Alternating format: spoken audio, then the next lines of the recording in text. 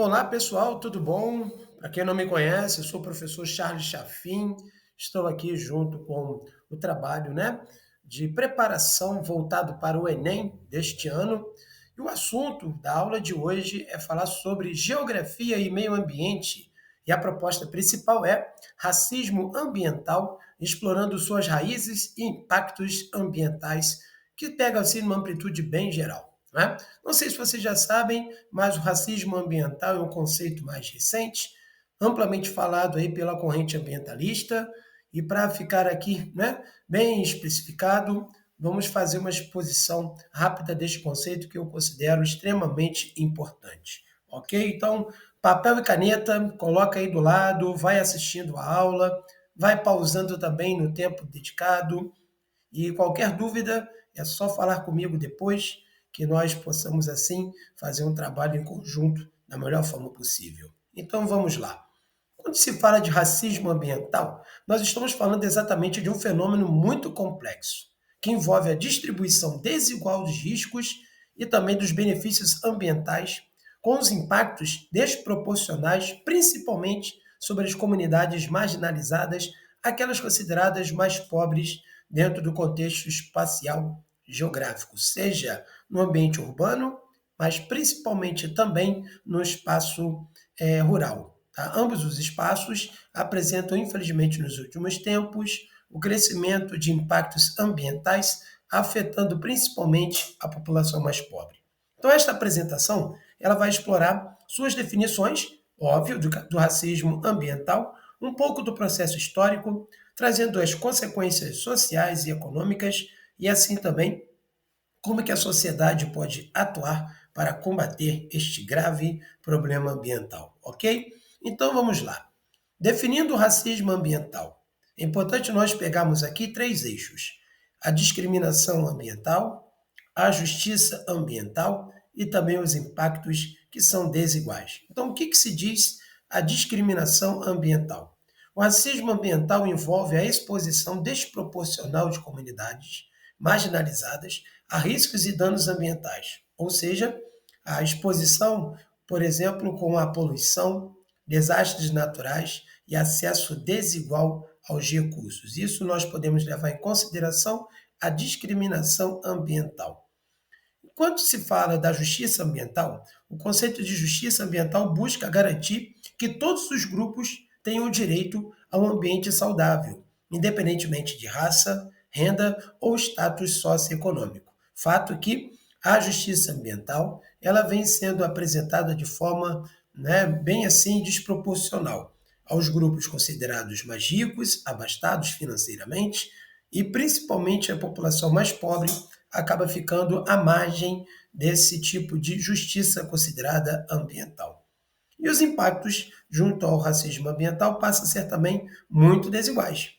Os efeitos negativos do racismo ambiental afetam desproporcionalmente as comunidades de baixa renda e as minorias étnicas, aprofundando assim as desigualdades sociais e também as desigualdades ambientais. Então, se nós pegarmos aqui a definição do conceito de racismo ambiental, precisamos levar em consideração o risco associado com a discriminação ambiental, a justiça ambiental e os impactos desiguais. Então, anotem aí essa informação bem pontual no seu caderno, para que depois possamos tirar dúvidas no encontro presencial.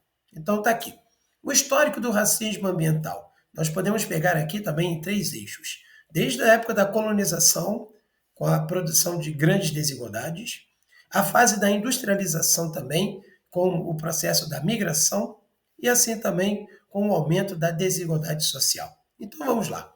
Quando se fala de colonização e desigualdade, as raízes do racismo ambiental no Brasil remontam desde a época do período colonial, principalmente com a exploração dos recursos naturais e a marginalização de comunidades indígenas e afro-brasileiras, ou seja, a população indígena, assim como povos originários, e também a população escravizada vindo do continente africano pagaram um preço muito alto com o processo da colonização, isto é, ficaram à margem do processo econômico, sendo explorados de forma abusiva e sendo colocados principalmente em uma condição subdesenvolvida, convivendo com os gravíssimos problemas, né, dos impactos ambientais aí produzidos. Então a gente precisa entender que os eixos aqui relacionados com a colonização e desigualdade, industrialização e migração e o aumento da desigualdade fazem aí o recorte histórico do racismo ambiental. É importante pegarmos aqui o processo da industrialização e também da migração. Vamos pegar um exemplo aqui com o rápido processo de industrialização e também com o crescimento das cidades na metade do século XX. Isso levou à migração de populações pobres para as áreas consideradas de risco, que nós podemos assim chamar dentro do espaço urbano como um ambiente de comunidades carentes, as famosas favelas. Pessoas que vivem nas áreas menos favorecidas, como as encostas, as beiras dos rios, as margens de linhas férreas, assim também dentro de espaços segregados na cidade, a população que vive nessas áreas sofre com os grandes riscos de ordem ambiental. Por exemplo, aumento dos alagamentos em áreas urbanas, deslizamentos de encostas, aumento do nível dos rios em épocas de chuvas mais intensas, faz com que essa população menos favorecida pague um preço muito alto com os impactos ambientais aí produzidos. Então a gente precisa entender que o racismo ambiental exclui basicamente a população dentro do ambiente que seja ele urbano e assim também rural. Principalmente a população mais pobre paga um preço muito alto com os impactos ambientais assim produzidos. E quando se fala do aumento da desigualdade, nós podemos pegar aqui o exemplo do crescimento econômico, sendo ele um crescimento desigual, trazendo falta de políticas públicas de planejamento urbano voltado para a população mais pobre.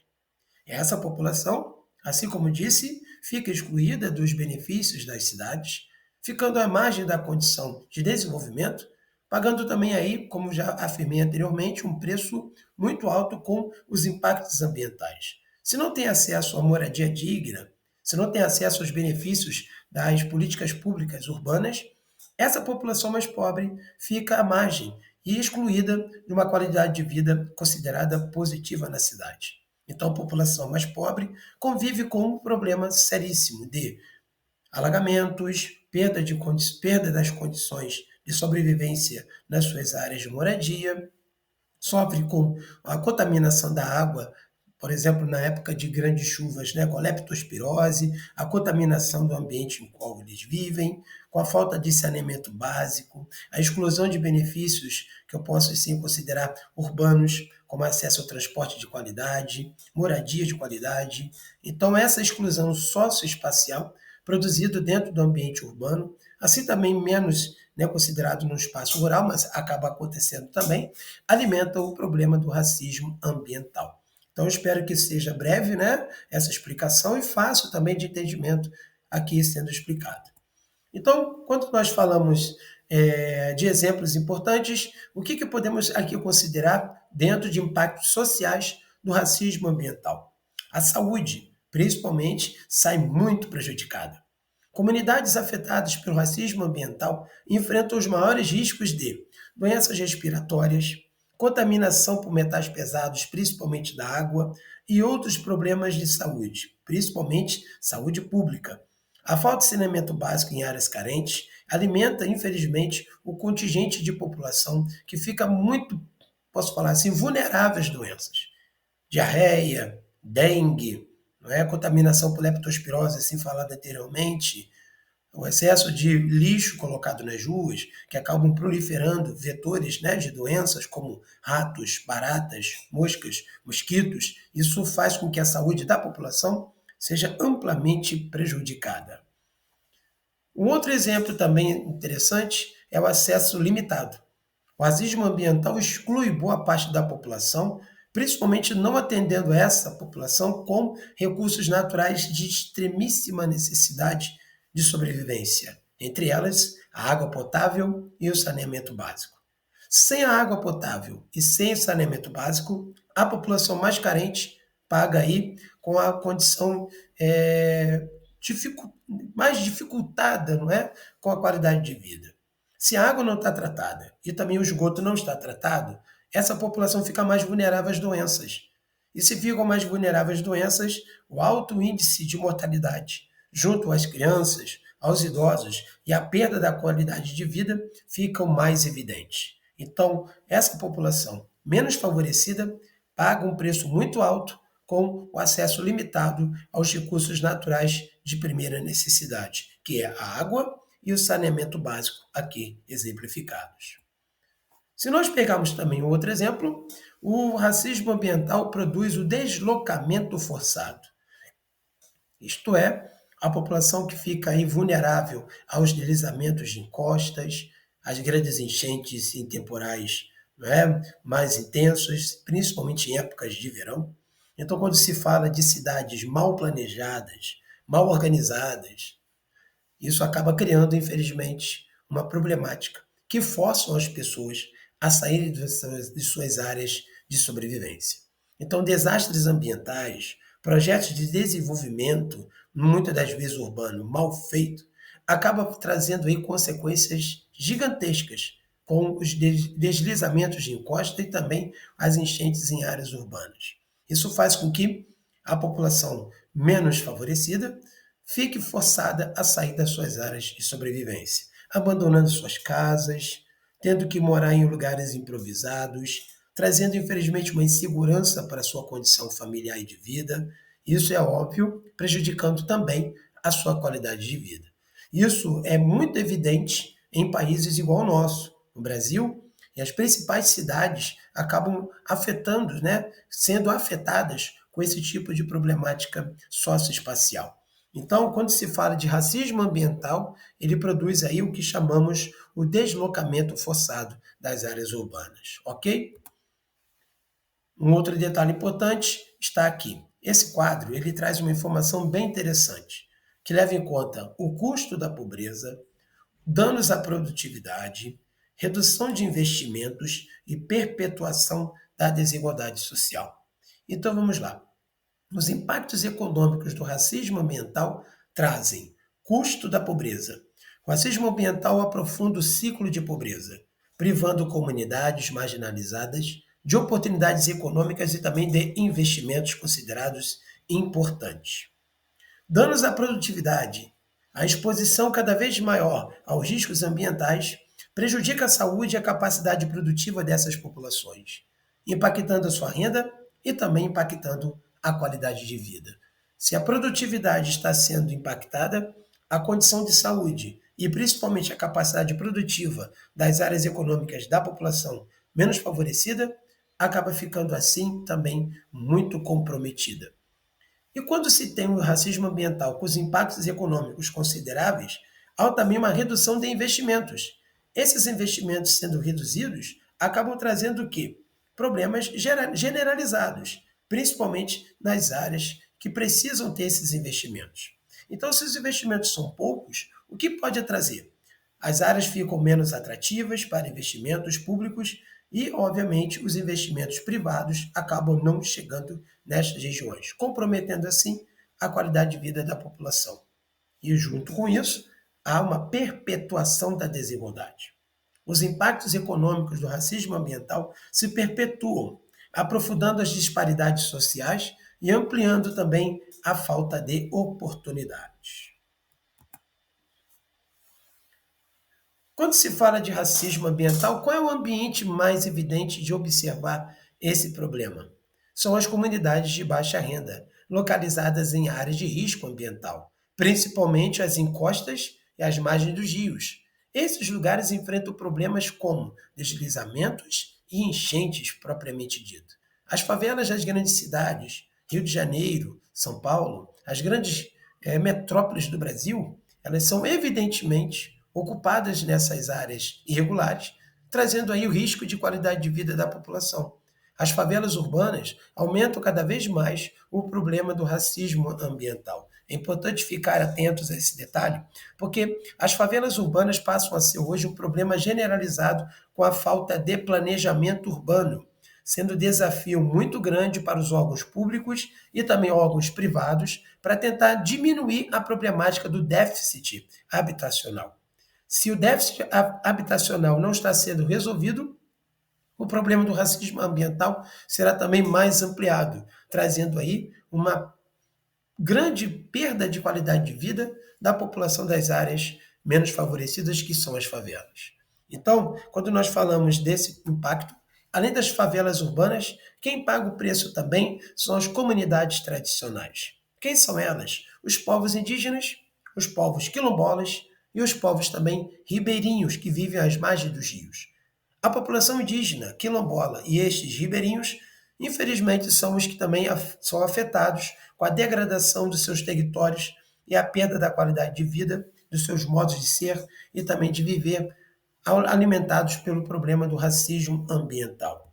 Então, se nós pegarmos aqui um outro exemplo, nós temos o quê? As áreas industriais. São elas as grandes áreas que vão impactar a qualidade de vida dessas populações, fazendo com que os empreendimentos industriais sejam eles muito poluentes, dando exemplo aqui as refinarias de petróleo, as indústrias que queimam grande quantidade de CO2, emitindo, obviamente, para a atmosfera, acabam trazendo alto risco de contaminação. Essa contaminação vai ser a contaminação do ar, a contaminação do solo e a contaminação principalmente dos rios. Todos esses ambientes contaminados afetam o ambiente de forma geral e, obviamente, vai atingir as populações mais pobres das cidades. Então, os impactos econômicos, de uma forma geral, junto ao racismo ambiental, exigem aí algumas especificidades.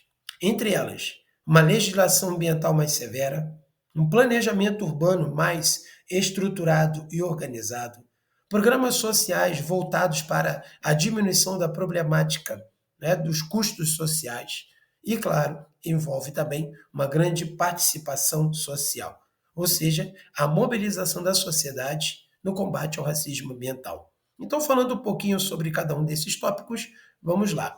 As leis e normas devem garantir a proteção do meio ambiente e também trazer um acesso mais equitativo, mais igualitário aos recursos naturais para a população mais pobre. Junto com a legislação ambiental, cuja necessidade também passa a ser de um planejamento urbano. A integração da justiça ambiental junto a um bom planejamento urbano ajuda a diminuir os problemas dos impactos ambientais nas áreas urbanas. Junto com o planejamento urbano, tem que existir também os programas sociais, que envolvem investimentos públicos na melhoria da qualidade de vida da população, dando acesso a ela políticas mais voltadas para o desenvolvimento.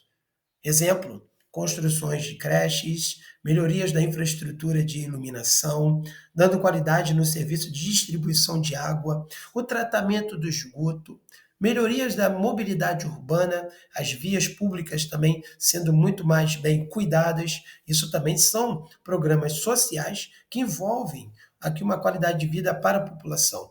E junto com esse programa, tem que existir também uma participação social, isto é, a sociedade civil precisa se organizar, estar mais atenta às suas demandas e chamar também a participação da sua categoria, dos grupos sociais, para definir e também exigir dos governantes e administradores públicos e privados melhorias dos serviços voltados ao meio ambiente urbano.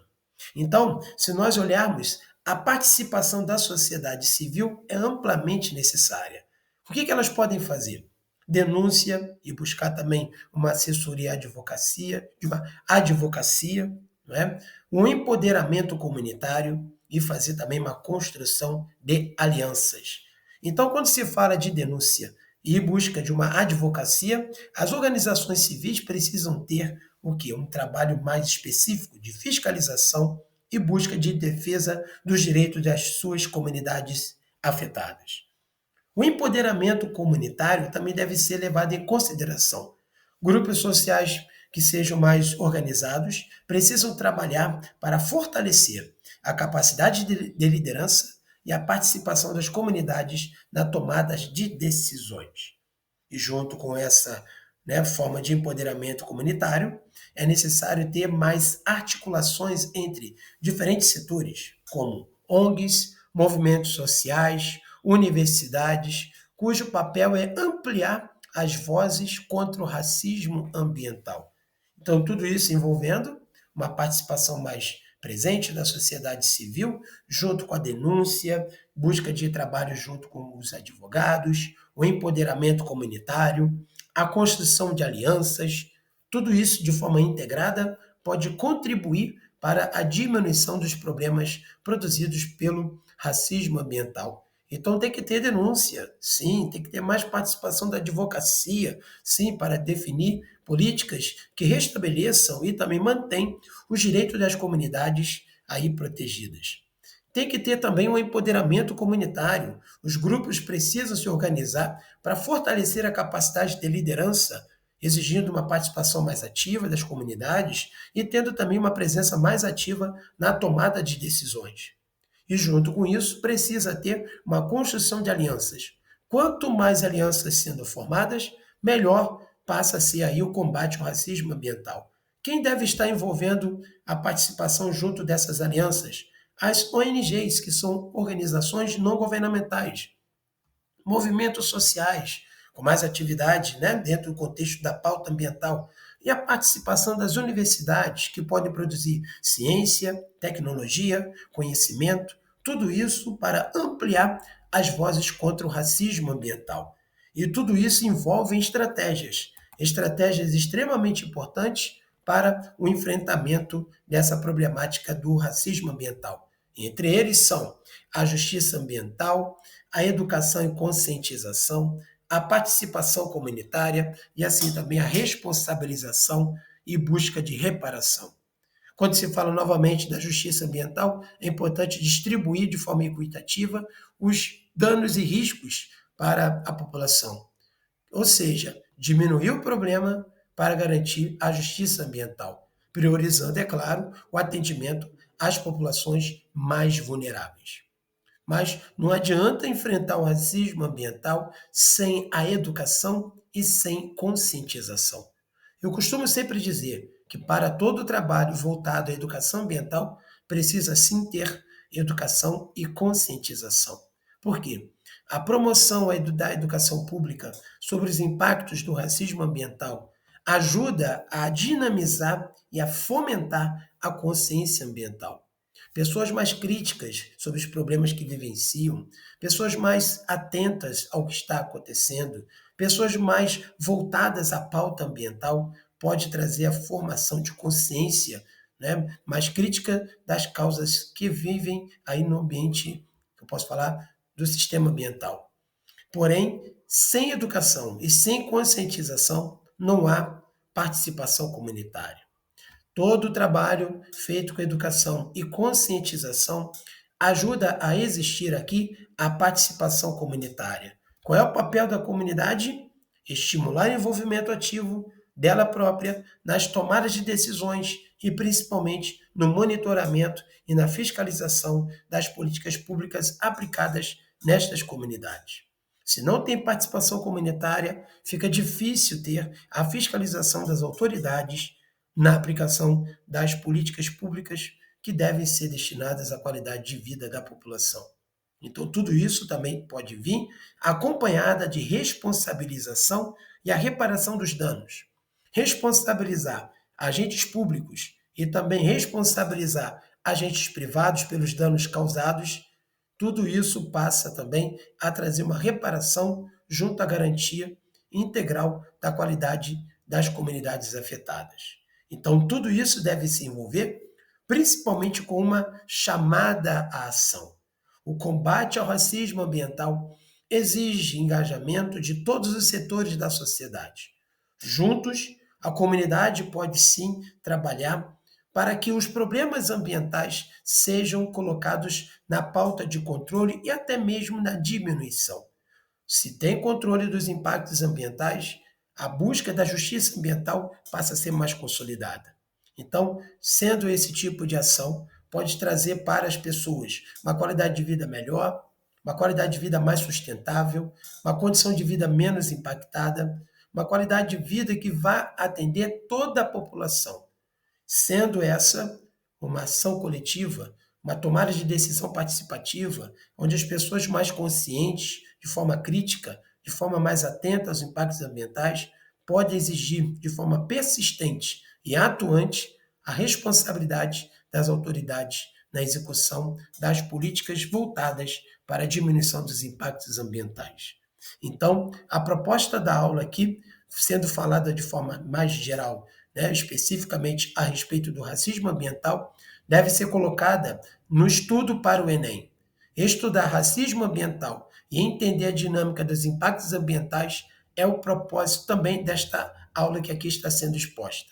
Então, aproveite esses 25 ou 26 minutos de aula, anote as informações que foram aqui faladas, pausa o vídeo, faça as suas intervenções, anotando, colocando dúvidas, fazendo a leitura deste material, que por fim, mais à frente estaremos dialogando de forma conjunta para esclarecer as dúvidas que vocês precisam, ok? Então fica aqui essa exposição rápida, bem direta e objetiva, de um bate-papo a respeito do racismo ambiental. Não deixe de estudar mais a fundo, anote as suas informações, pesquise em outras fontes e utilize este material também como mecanismo de recurso didático para poder aprender e dominar esse conceito que eu considero extremamente importante, ok? Então deixo aqui o meu abraço, meu carinho e respeito a todos vocês e muito em breve estaremos dialogando mais este assunto em sala de aula.